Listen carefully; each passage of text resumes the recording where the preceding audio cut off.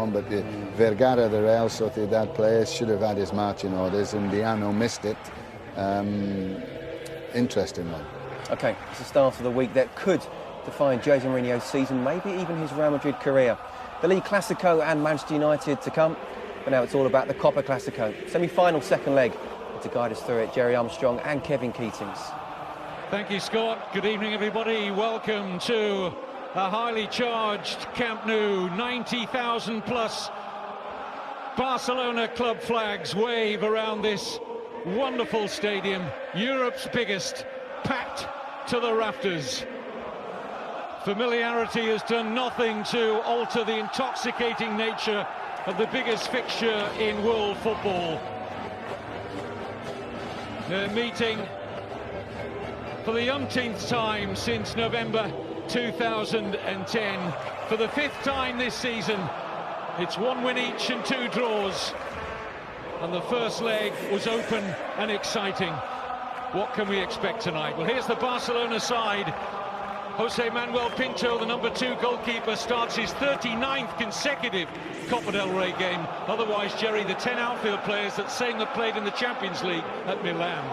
I'm not surprised this is the side that played. I actually personally would change it. I would have played David Villa. I think David Villa is better up front with Messi and Pedro.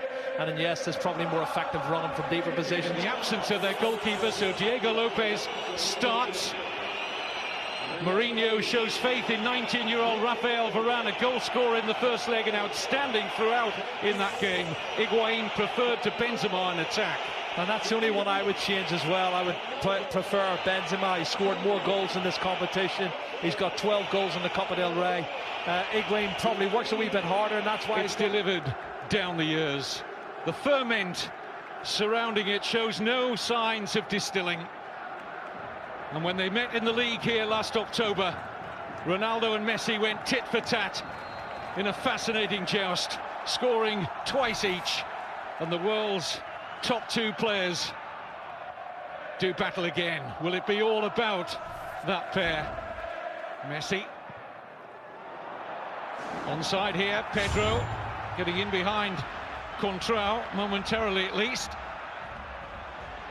Now looks to get into a decent crossing position. Pedro, Messi! Lightning first touch.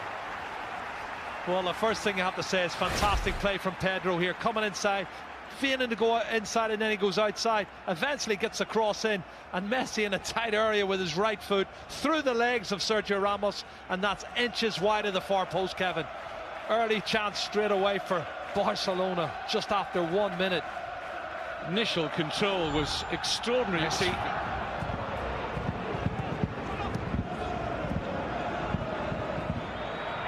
Higuain, good ball. Ronaldo got a chance to turn and take on Piqué. Oh, he brought him down, surely. Penalty. Piqué, furious. Puyol, furious. They go to the assistant, who had a good view on the far side.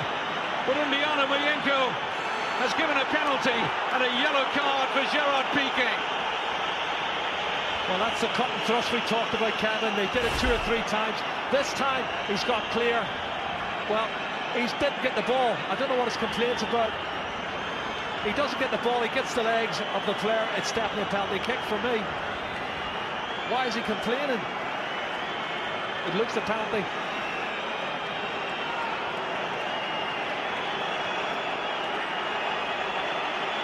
And this is the one-on-one. And I said earlier, the pace that Ronaldo and Di Maria's got against Piqué and Puyol was always going to be a big, big factor tonight. Not sure the assistant's flag went up immediately, but the referee didn't wait long to point to the spot. Ronaldo against Pinto. Scores for the 7th successive Clasico. The 6th successive time at the Camp Nou. Ronaldo draws first blood for Real Madrid.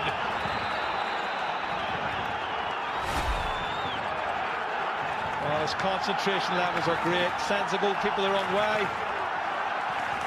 That's a good penalty kick from Cristiano Ronaldo. That's his 15th, Kevin. in 19 Copa del Rey ties, 15th Copa del Rey goal. It's a man that's scoring a goal a game for Real Madrid. And how significant will that be? What sort of a response shall we see from Barcelona now? They were 1-0 down at the weekend to Sevilla, and it took them the second half. Collision off the ball. Here's Messi. Deflection is kind here. Down goes Fabregas.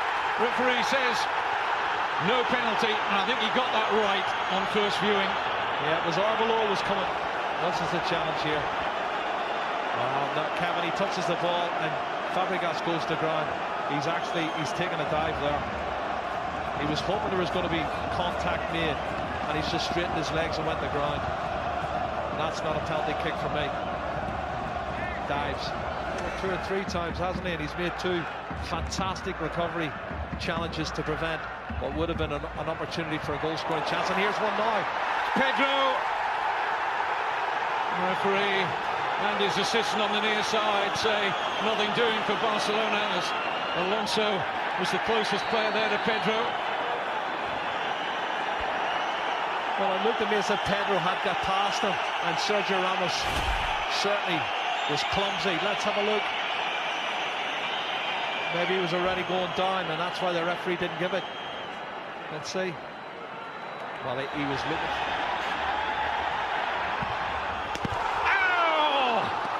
It's wide, and most of this ground, and that man in particular, thought it was in.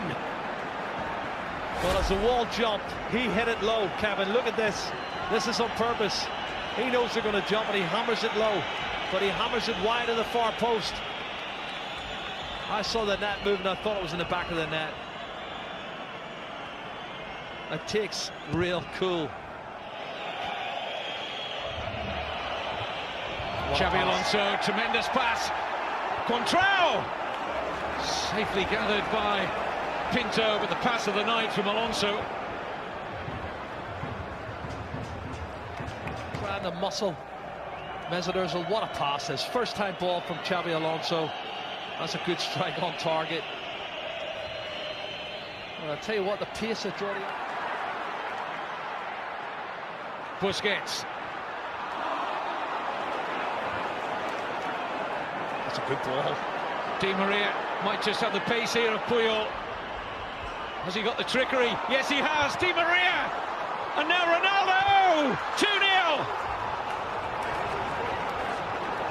Cristiano Ronaldo is about to break Barcelona's hearts again in the Copa del Rey, just like he did with the only goal of the 2011 final. 2-0 on the night, 2 away goals for Real Madrid, 3-1 up on aggregate.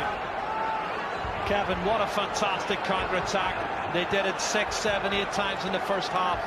Should have probably had a second goal, I thought, in the first half, but here we go. Barcelona turning the screws, don't get their equalising goal, and they break away, and this is what happens.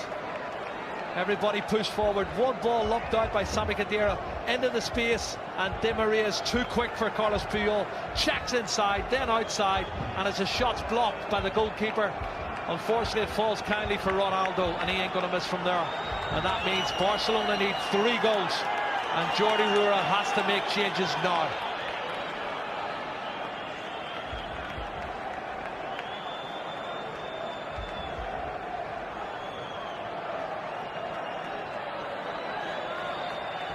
Pepe liked that, didn't he? Nice birthday present for him. He's 30 today, the Real Madrid defender. Unless Barcelona can stage an unbelievable recovery. He's onside. Great pass from Di Maria. Ronaldo onto a hat-trick maybe. Denied by Pinto. Oh. Di Maria. It's having a storming game out there. Pedro. Keeps coming inside, Kevin, and again it's really congested. No, that's a mistake. Mistake by Xabi Alonso, and Pedro goes down again, and once more the referee feels he's looking for the occasional attack. Well, you can see it's shoulder to shoulder, but then he throws himself as soon as he feels contact. I don't see any penalty kick there. I see Pedro looking to try and get one up.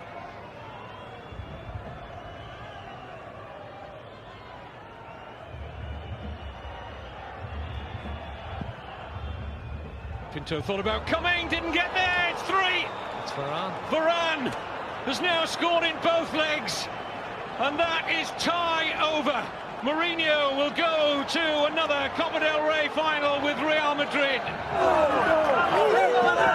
Performance from Real Madrid, Kevin. What a great goal as well, this young man. We're talking about his status as a centre-half. He's already there. He shows a lot of experience for a young man. Attacks the ball really well and hammers it in off the underside of the crossbar. He's head and shoulders above everybody. What a great goal. 3-0, the game's over, the tie's over. Real Madrid's in the final, and they can start thinking about the Clásico on Saturday afternoon.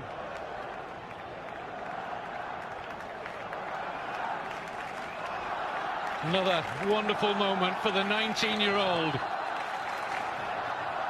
10 million euro Real Madrid played Lens. Zinedine Zidane had a big say in that transfer. Jordi Alba.